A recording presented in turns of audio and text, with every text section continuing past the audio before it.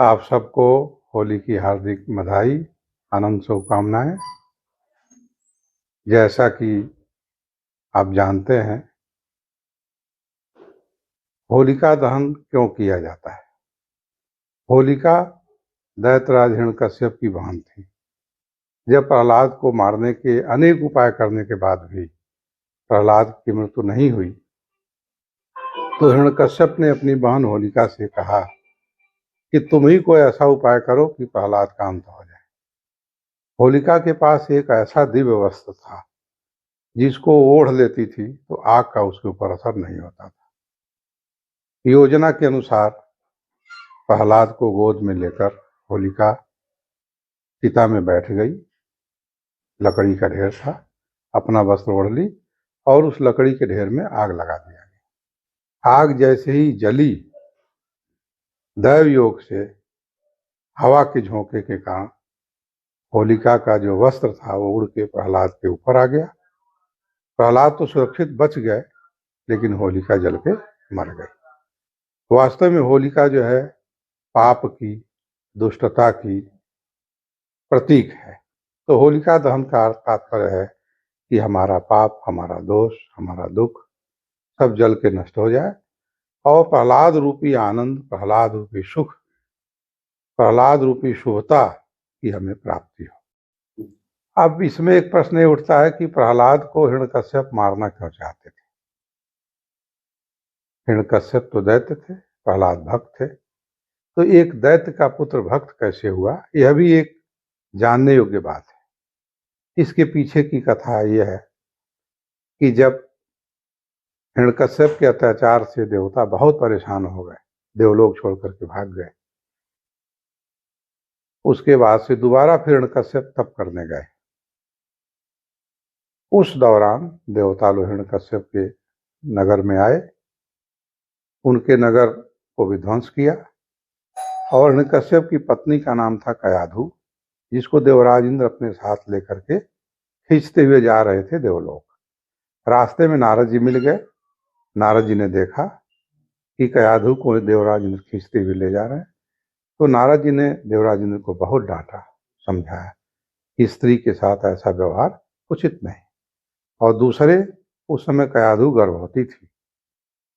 तो नारद जी के डांटने और समझाने के कारण देवराज इंद्र ने कयाधु को छोड़ दिया। कयाधु को लेकर नारद जी अपने आश्रम में आए।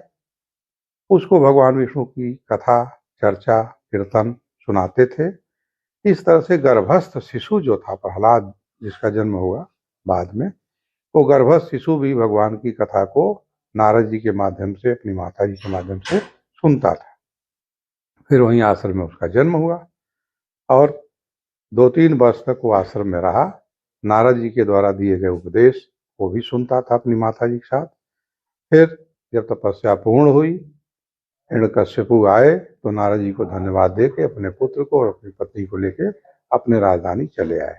तो इस तरह से गर्भ में ही उसके हृदय में भक्ति का संचार हो गया था। इसलिए दैत्य पुत्र होने के कारण भी वह भगवान विष्णु का परम भक्त था।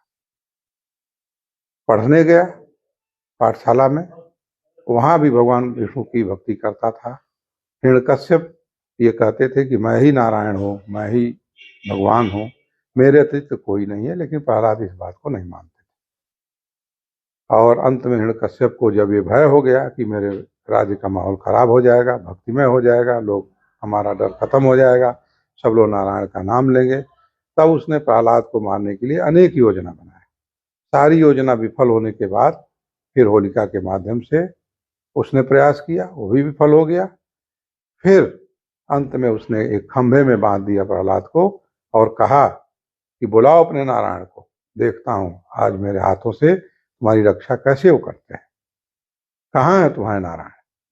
तो प्रहलाद ने कहा, हम में, तुम में, खड़ग खंभ में, घट घट व्यापै राम। पिताजी, मेरे में, आप में, आपके हाथ में जो तलवार उसमें, और इस खंभ में भी भगवान व्याप्त है। भगवान हर जगह है।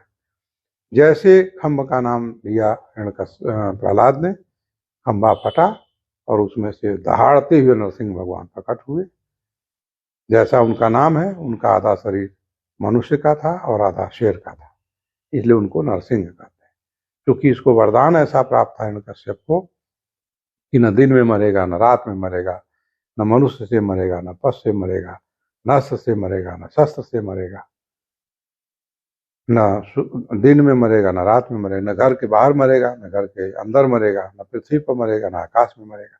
इन सारे वरदानों को सत्य साबित करते हुए नरसिंह भगवान उसको खींच के घर के दरवाजे पर ले आए, चौखट पर अपने जंघे पर लिटा दिए।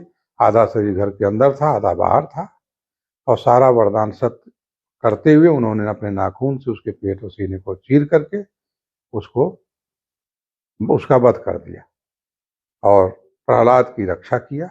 यही होलिका दहन, प्रहलाद और हिरण्यकश्यप के संबंध में जो प्रमुख कथा है, प्रचलित कथा है, वो यही है।